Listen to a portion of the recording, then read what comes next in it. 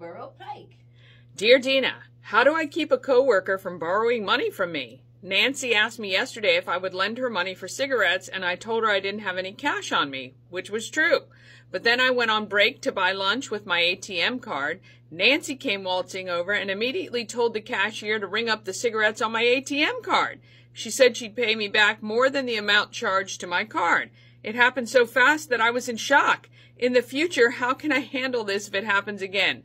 I needed the money for my own use, and now I must wait until next week for her to pay me back. Signed, The Buck Stops Here in Rocky Point. That's awful. Do not go to lunch with Nancy ever again, if you can help it. I mean, sometimes it's the type of thing where you kind of go on break altogether depending on what your work atmosphere is like.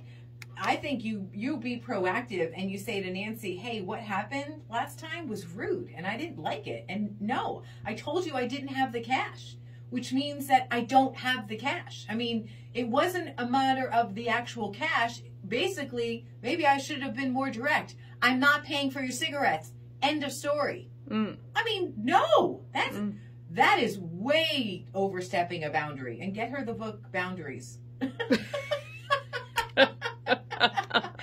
That's awful. You know what? And you can even take it a step further and say to the cashier, hey, don't allow anyone else to... Well, that's what I is the cashier.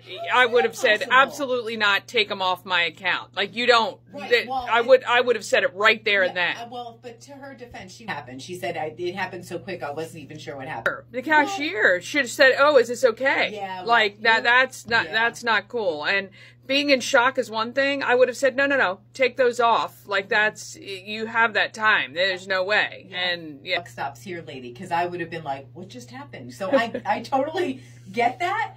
But I think in the future, you need to make that very clear because this time it's cigarettes, the next time it'll be lunch. Cigarettes. And I would say, I'll give them to you when you give me the money. Oh, look at you playing hardball. Well, I paid for them. They're mine. I'm going to keep them. I don't smoke, but you know. You can't. I'll hold on to them and for ransom. Yeah. Yeah, that's a good point, actually. I like that. I like that. But you don't.